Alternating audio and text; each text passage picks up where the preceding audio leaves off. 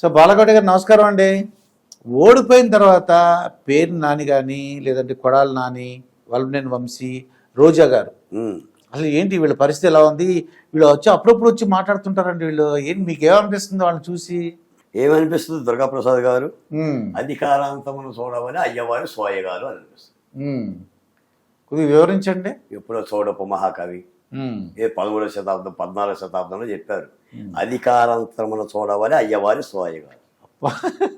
కుక్కను సింహాసనం మీద కూర్చోబెట్టిన ఇలా అనిపిస్తుంది. మీకు తెలుసో లేదో, మొన్న ఈ మధ్య ఇటలీలో రోజా గారిని చూసారా? ఇట్లీగా అవును, పట్టు వస్త్రాలతో విమానాశ్రయాల్లో తిరగడం. మా నగర ఎమ్మెల్యే మా ఆంధ్రప్రదేశ్కు పర్యాటక శాఖ మంత్రిగా పనిచేశారు. కొడాలి ముందు రోజా మేడం చెప్పండి, ఆవిడ ఏంటంటే ఆ ప్రతిదానికి వచ్చేస్తుంటే నేనంతగా వాళ్ళ జోలికి వెళ్ళను సార్. జనరల్గా ఇదేలా నా ప్రజా ఉద్యమంలో కూడా నేను చాలా క్రింది కులాలు. అంటే వాడు ఎలా పడితే మాట్లాడుతాం, ఆ మాట్లాడే తీరు ఎలా ఉందని అందుకనే చెప్తున్నా. చాలా మంది కూడా మాట్లాడిస్తారులే కానీ నాకు ఒంటి మీద చొక్కా ఉందండి. చొక్కా లేకపోతే మాట్లాడేవాడిని. అది అంటే నాకు ఒక బాధ్యత ఉంది. అవును, జేఏసీగా కానీ నా రాష్ట్రం తరఫున కానీ అవును, దళితున్నైనా సరే వాళ్ళే సిగ్గు తెచ్చుకోవాలి. అది ఇప్పుడు అలాంటి పరాభవం జరిగినందుకు, ప్రజలంతా చేత్కరించినందుకు, అది కొడాలి నాని కానీ వల్లభనేని వంశీ కానీ లేదా మీరంతగా జోగి రమేష్ కానీ అసలు ఇళ్ల మీదకి వెళ్ళి కొట్టేశారు. ప్రతిపక్ష పార్టీ ఇళ్ల మీదకి వెళ్ళి చంద్రబాబు నాయుడు గారి యొక్క ఎడం చేతి తెల్ల వెంట్రుకంత లేదు వాళ్ళందరూ. చంద్రబాబు నాయుడు గారి ఎడం చేతి మీద ఉన్న తెల్ల వెంట్రుక కానీ ఏం మాట్లాడారండి? ఆయన అరెస్ట్ అయినప్పుడు ఏం మాట్లాడారండి? లోకేష్ గారిని ఏం మాట్లాడారండి? భువనేశ్వరి, ఆఖరికి బ్రాహ్మణిని పొన్నవల్ సుధాకర్ ఏం మాట్లాడిందండి? చంద్రబాబు నాయుడు గారు రక్షణ గురించి మాట్లాడితే 72 అడుగుల ఎత్తు గోడల్లో పెట్టాం, ఏంటి అని బిర్యానీలు పంపించమంటారా? జ్యోతి లక్ష్మిని పంపించమంటారా? ఏం మాట్లాడారు? ఢిల్లీ వరకు ప్రెస్ మీట్లు పెట్టి జగన్మోహన్ రెడ్డి గారు ఆస్వాదించలా వీటన్నిటిని? అవునండి. మీకు తెలుసో లేదో, మీకు దృష్టికి వచ్చి ఉంటుంది. జగన్మోహన్ రెడ్డి గారు స్క్రిప్ట్ ఇస్తాడు సజ్జల ద్వారా, ఆ స్క్రిప్ట్ చదవాలి. ఇది కమ్మ కాదు, కమ్మ వైరస్. వైరస్ అంటే వైరస్ అన్నారు. నువ్వు కమ్మోడు అయినా సరే నీ కులం మీద నువ్వు నిందెయ్యాలి. నేను ఒక మాట చెప్తాను దుర్గాప్రసాద్ గారు, నా శిరస్సు ఖండించినా కూడా నా కులాన్ని తిట్టను. నా శిరస్సు ఖండించిన బాలకోటే కులాన్ని తిట్టను. అది నా పుట్టుమచ్చ. నువ్వు అంగీకరించినా అంగీకరించకపోయినా దానికి ద్రోహం చేసి జాతీయ ద్రోహం చేయాల్సిన పని లేదు. మొన్న జరిగిన పరాభవాలు అలాగే వాటన్నిటిని అలా ప్రేరేపించాడు. మీకు ఒక మాట ఉంటారు కదా, చంద్రబాబు నాయుడు గారు పదే ఒక మాట చెప్తా ఉంటుంటారు, ఎస్కోబా అని. ఆంధ్రప్రదేశ్లో ఎస్కోబా అనే పదాన్ని చెప్పింది నేనండి. ఎస్కోబా 2 ఏళ్ల క్రితం ఇదే హైదరాబాద్లో జగన్మోహన్ రెడ్డి గారి దెబ్బకి నేను కూడా భయపడిపోయి 14 సార్లు హౌస్ అరెస్ట్ అయ్యి ఓ 4 రోజులు బయటికి వెళ్ళి బాలకోట ఏదన్నా ప్రమాదం జరిగే అవకాశం ఉంది అని చెప్పేసి కొంతమంది పెద్దలు చెప్తే, నా ఇంట్లో నా ఇల్లాలు కూడా ఇట్లా వెళ్ళండి, ఇక్కడ ఉన్న కొందికి మీరు ఇంటర్వ్యూలో మాట్లాడుతున్నారు, అమరావతి సభలో పోతున్నారు, ఏదన్నా జరిగిద్దేమని అంటే నేను హైదరాబాద్ వచ్చాను. హైదరాబాద్లో తిరుగుతుంటే 2 కుర్రోళ్ళండి, రాయలసీమలో, నెల్లూరు, నన్ను చూసి పరిగెత్తుకొచ్చారు. గుర్తుపట్టి అన్నా అని.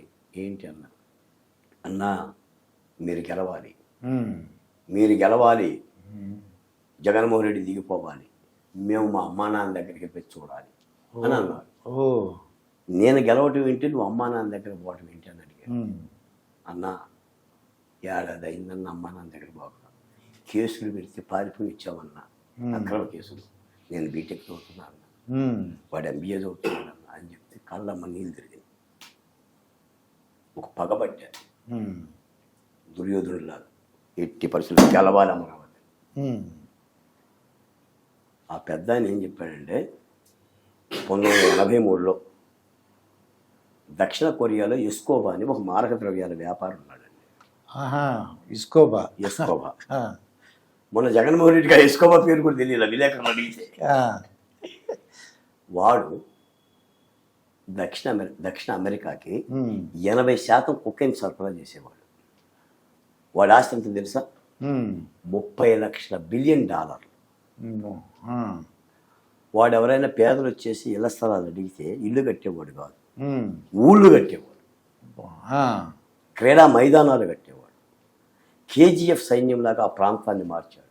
ఉమ్, 14 మంది పోలీసులు చంపాడు, 8 మంది జడ్జీలు చంపాడు. ఉమ్, దాన్ని ఎస్కోబా పరిపాలన అంటారు. ఓకే. అంటే ఒక కొకైన్ తాగినట్టు, ఉమ్, ఒక గంజాయి తాగినట్టు, ఒక సైన్యాన్ని పెట్టుకుంటాం. ఉమ్, జగన్మోహన్ రెడ్డి చేసింది కూడా అదే. వాలంటీర్లు also um, in this pocket. అది. వాళ్ళను కూడా ప్రేరేపించింది ఇదే. వాళ్ళ పరమవీర చక్ర, అవును, అశోక చక్ర ఇచ్చింది 5,000 రూపాయల జీతానికి. అవును. అది సైన్యాన్ని పోగు చేసుకున్నాడు.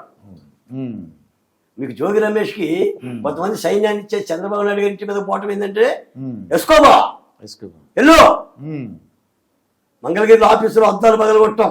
ఉమ్, పిన్నెల్లి రామకృష్ణారెడ్డి కానీ, ఉమ్, మన దేవినేని అవినాష్ కానీ ఎస్కోబా. ఇస్కోబా. ఇది. ఏమండి, ఉమ్, కరోనాలో మాస్కులు లేకపోతే వైద్యం ఎట్ట చేస్తామని ఒక డాక్టర్ని, అవునండి, సుధాకర్. సుధాకర్, ఒక దళిత డాక్టర్ని పెడరెక్కలు విరిచిగట్టి అరెస్ట్ చేస్తారండి, ఉమ్, పిచ్చోడిని ముద్రేస్తారండి, ఉమ్, ఉద్రేకానికి గురి చేస్తారా?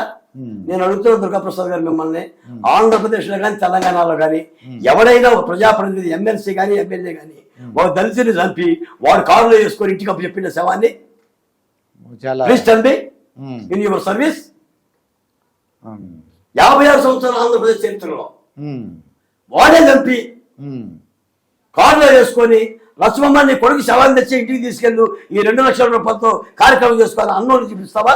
ఉమ్, నేను చూపిస్తాను. జగన్మోహన్ రెడ్డి గారు వెళ్ళిపోండి అనంతబాబు ఉమ్, ఏం చేశాడు ముఖ్యమంత్రి? అవును. ఎమ్మెల్సీ నుంచి తీరా ఉమ్, ఆఖరికి జైలు నుంచి విడుదల అవుతుంటే గజమాలతో సత్కరించారు, అవును. ఉమ్, పక్కనే కూర్చోబెట్టుకున్నాడు. దీన్ని ఎస్కోబా పరిపాలన అంటారు. చంద్రబాబు నాయుడు చెప్పేది ఇది. అదే. ఉమ్, అంటే ఈ విధమైన ఉమ్, ఒక దుర్మార్గమైన పద్ధతులు చేస్తే దీనికి మంత్రులను మీరు చెప్పిన పేర్లు అందువల్ల భాజా భజంత్రీలైపోయి అవును. మేళతాళాలు కొట్టుకొని జగన్మోహన్ రెడ్డి గారిని స్తుతించుకుంటూ ఉమ్, జై జై జగన్మోహన్ రెడ్డి అని చెప్పేసి చేస్తే ఉమ్. అంటే మేము మాట్లాడడం మాకు భయంగా ఉందని అంటారు ఏంటని. పేరు నాని కానీ కొడాలి నాని వీళ్ళు రోజు నాకు వద్దండి బాబు మాకు అని అనరు ఏంటండి. ఒక స్క్రిప్ట్ వచ్చింది, మాకు వద్దని భయపడట్లేదని. నాకు అదే ఆశ్చర్యంగా ఉందండి. మీకు ఒక మాట చెప్తాను సార్, ఇప్పుడు కూడా జగన్మోహన్ రెడ్డి గారి పరిపాలన సలహాదారులు ఎంతమంది? ఉమ్, 56. ఉమ్, 56 మంది సలహాదారులు ఒక ముఖ్యమంత్రికి. ఉమ్, 56 మందికి నెలకి 3 లక్షల నుంచి 4 లక్షలు ఎలివెన్స్లు కాక, ఉమ్, 3 లక్షలు ఇంటూ 56 నెలకి ఇంటూ 12, ఉమ్, దాదాపు వాళ్ళకు దోచిపెట్టింది 600 కోట్లు. ఆయన పేపర్కి ఇచ్చిన అడ్వర్టైజ్మెంట్లు 480 కోట్లు. అవును. వాలంటీర్గా పేపర్కి అయిన ఖర్చు 200 కోట్లు. ఉమ్, ఎందుకంటే ఇంతమంది సలహాదారులు? ఉమ్,